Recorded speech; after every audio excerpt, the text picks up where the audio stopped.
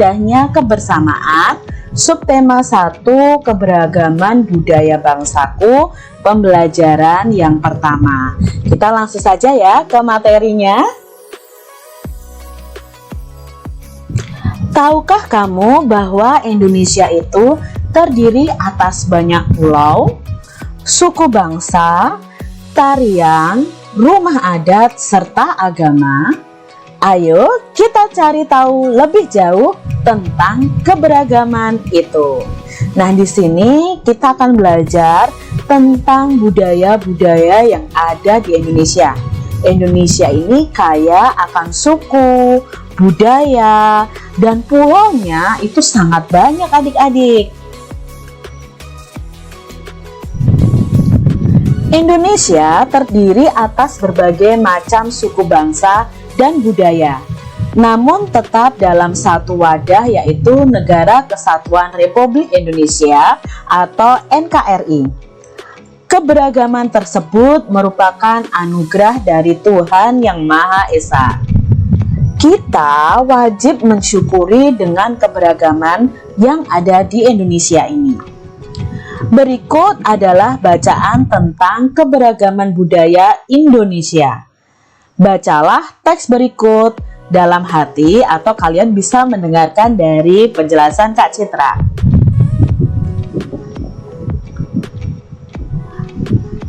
Paragraf yang pertama dari bacaan yang berjudul Pawai Budaya. Pawai budaya sangat menarik bagi warga kampung Babakan. Pawai ini selalu menampilkan keragaman budaya Indonesia. Udin dan teman-teman tidak pernah bosan menanti rombongan pawai lewat. Tahun ini mereka datang ke alun-alun untuk melihat pawai tersebut. Kakek Udin pun terlihat sabar menanti. Terdengar suara gendang yang menandakan rombongan pawai semakin dekat. Itu paragraf pertama. Lalu paragraf kedua, di barisan pawai terdepan terlihat rombongan dari Maluku. Rombongan laki-laki mengenakan kemeja putih, jas merah, dan topi tinggi dengan hiasan keemasan. Rombongan perempuan mengenakan baju cele. Baju ini terdiri dari atasan putih berlengan panjang serta rok lebar merah. Langkah mereka diiringi oleh suara tifa, alat musik dari Maluku.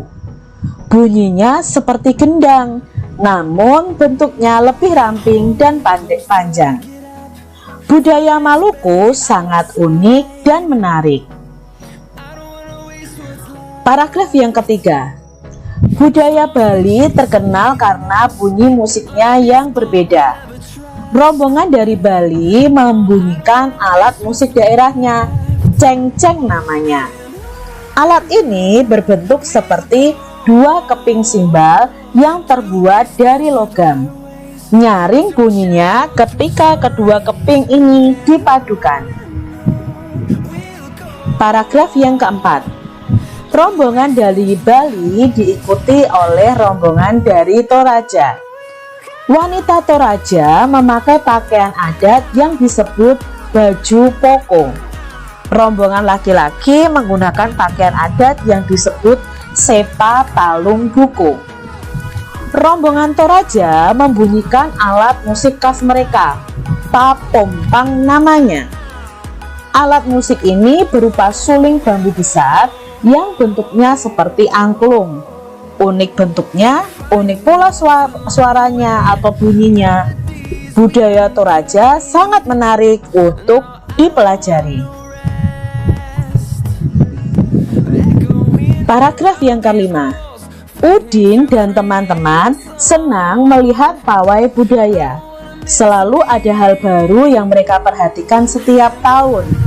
Pakaian adat dari berbagai suku di Indonesia selalu menyenangkan untuk diamati. Benar kata Ibu Udin, kebudayaan Indonesia memang sangat beragam, kaya dan mengagumkan. Nah, itu tadi pawai budaya yang dilihat Udin dan teman-temannya. Ada 5 paragraf yang kita baca. Setiap bacaan biasanya terdiri atas beberapa paragraf. Nah, setiap paragraf itu memiliki gagasan pokok yang didukung oleh gagasan pendukung. Paragraf itu biasanya kita tahu itu paragraf itu ciri-cirinya kalimat pertama itu pasti ditulis menjorok ke dalam adik-adik. Jadi itu adalah paragraf. Nah, kalau bacaan biasanya terdiri dari beberapa paragraf. Tadi ada 5 paragraf. Nah, di setiap paragraf itu ada kalimat-kalimatnya. Nah, dalam kalimat-kalimat di paragraf tersebut itu mengandung gagasan pokok dan gagasan pendukung.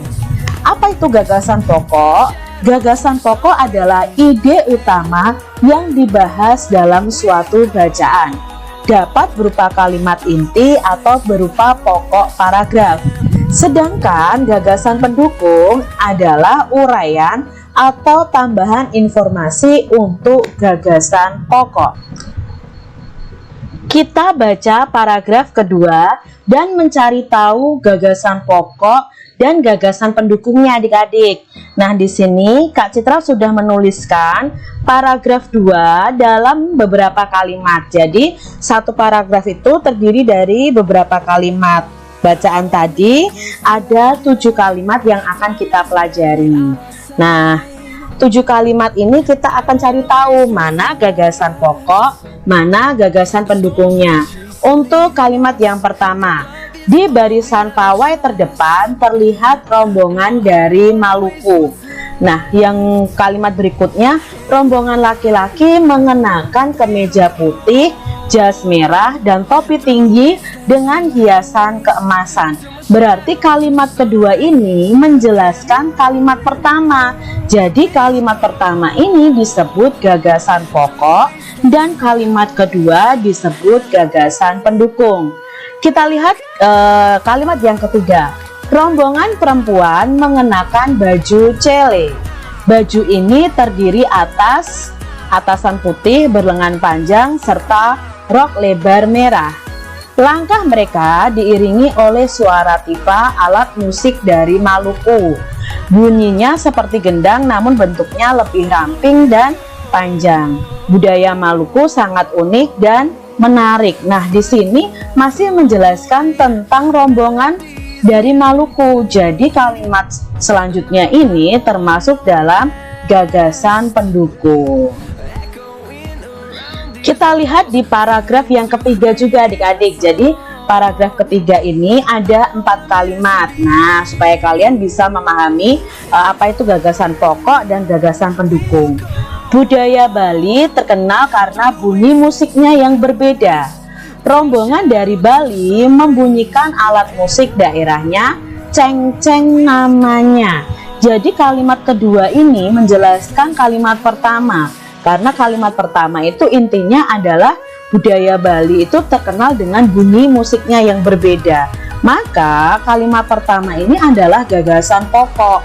Nah, alat musiknya diuraikan di kalimat kedua, 3, dan 4. Maka kalimat 2, 3, dan 4 ini termasuk gagasan pendukung. Begitu adik-adik.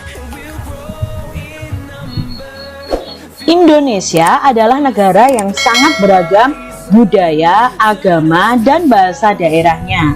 Sebagai warga negara yang baik, kita wajib menghargai keberagaman tersebut. Ini adalah keberagaman bangsa kita adik-adik. Lihat ya, bangsa Indonesia ini terdiri dari beribu-ribu pulau. Tapi khusus untuk provinsinya kita sudah memiliki 34 provinsi.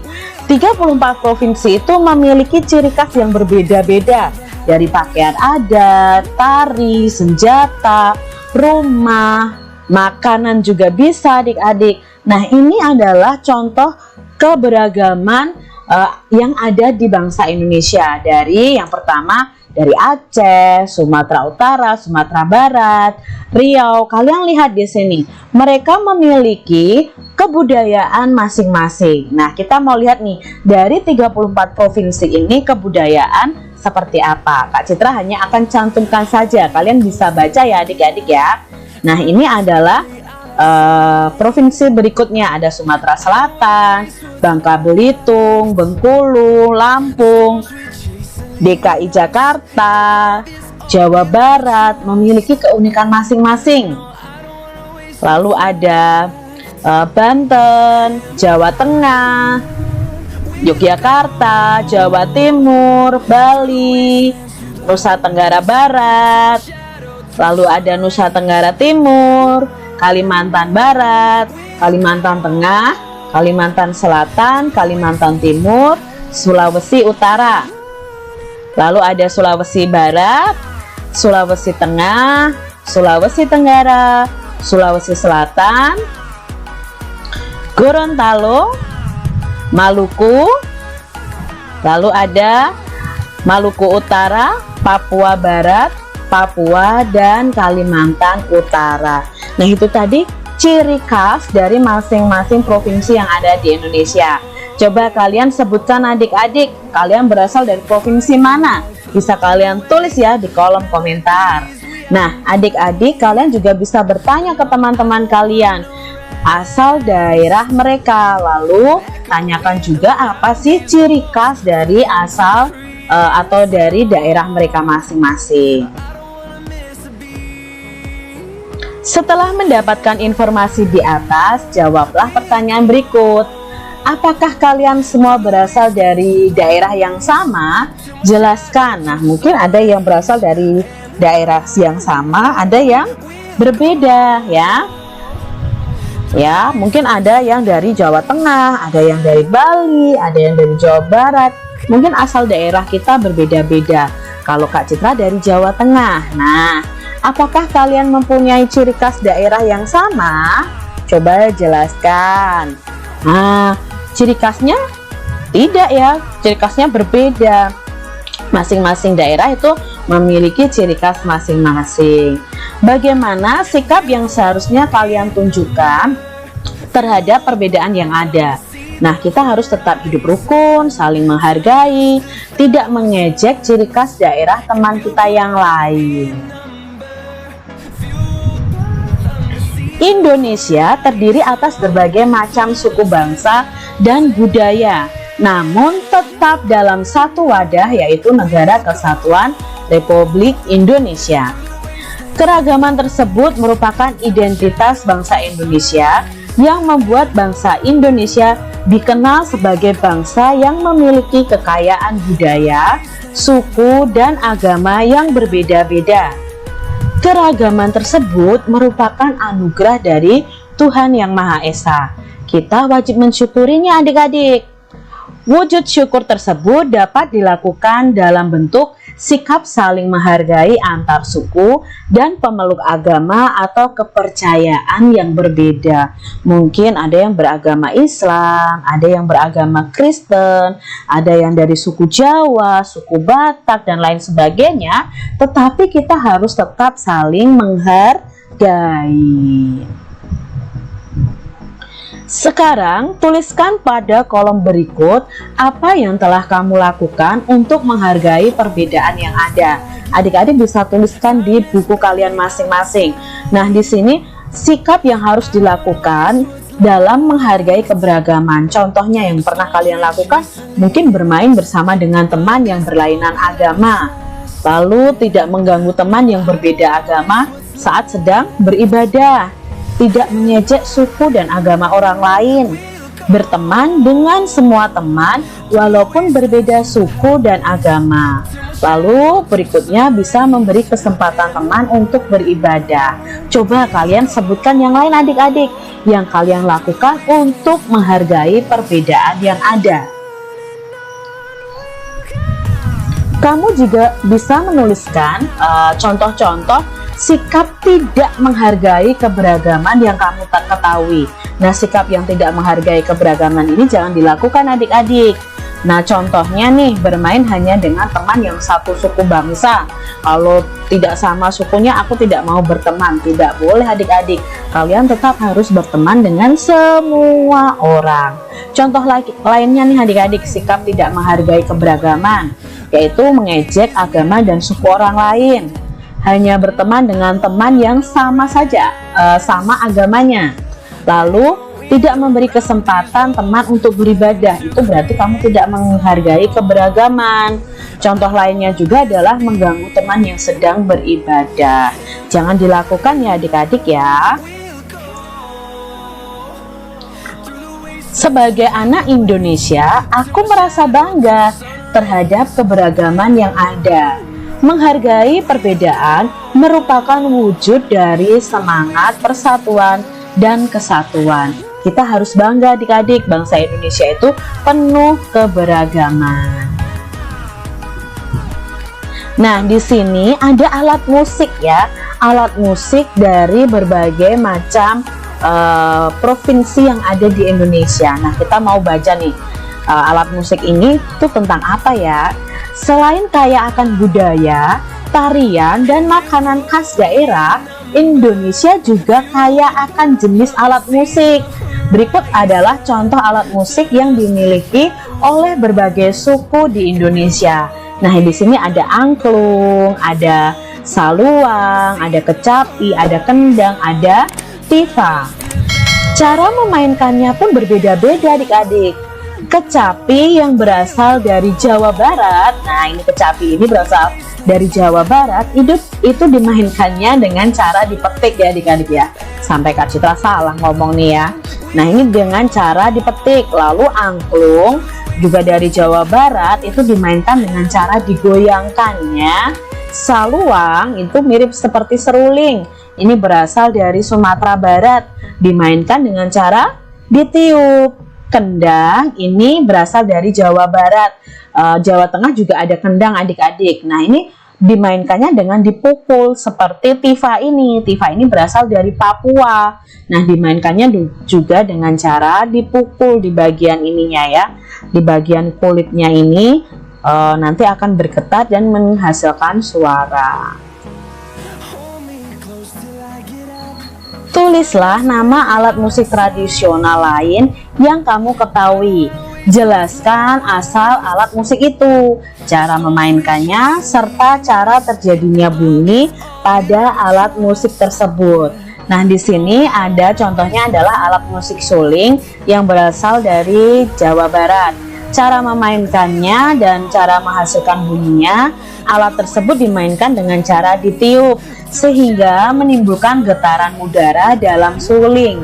Getaran tersebut menghasilkan bunyi. Nah, di sini Kak Citra punya contoh lagi yaitu kecapi. Kecapi tadi berasal dari Jawa Barat.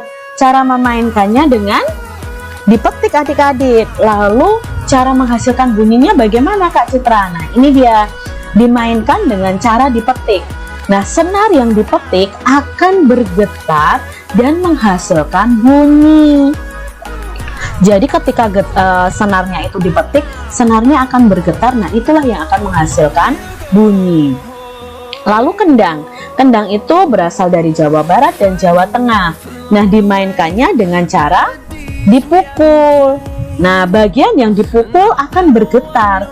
Nah, karena bergetar akan menghasilkan bunyi. Lalu ada tifa.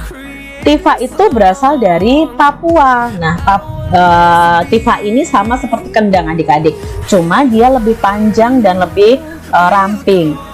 Cara memainkannya dengan dipukul. Sama, bagian yang dipukul akan bergetar sehingga menghasilkan bunyi. Lalu angklung. Nah, angklung ini berasal dari Jawa Barat, dimainkan dengan cara digoyangkan. Bagian dalam bambu akan bergetar sehingga akan menghasilkan bunyi. Nah, dari alat musik ini kita jadi tahu adik-adik bahwa bunyi itu berasal dari benda yang bergetar. Coba ketika adik-adik berbicara, kalian pegang leher kalian. Nah, sebenarnya di situ ada pita suara di dalam bagian tubuh kita itu ada pita suara yang bergetar saat kita berbicara, maka keluarlah bunyi. Nah, ingat ya adik-adik ya, bunyi dihasilkan dari benda yang bergetar. Tuhan Yang Maha Esa menganugerahkan kita indera pendengar, yaitu telinga adik-adik. Melalui indera ini kita dapat mendengar dan menikmati hasil karya seni budaya yang beragam. Jadi mari kita jaga indera pendengar kita adik-adik. Segala macam bentuk bunyi berasal dari benda yang bergetar. Getaran dari suatu benda akan mengakibatkan udara di sekitarnya bergetar. Getaran tersebut akan menimbulkan gelombang bunyi di udara. Nah, benda-benda yang bergetar dan menghasilkan bunyi itu disebut dengan sumber bunyi. Bunyi dapat merambat adik-adik melalui benda padat, cair, dan gas. Akan tetapi, bunyi tidak dapat merambat pada ruang hampa. Ruang hampa itu apa toh Kak Citra? Ruang hampa itu ruang yang tidak ada udaranya. Mengapa? Karena bunyi itu akan merambat itu melalui benda padat, cair, dan gas, melalui udara di sekitar kita, sehingga kita bisa mendengarkan bunyi tersebut. Jika tidak ada udara di sekitar kita, otomatis kita tidak akan bisa mendengarkan bunyi tersebut. Begitu adik-adik penjelasannya.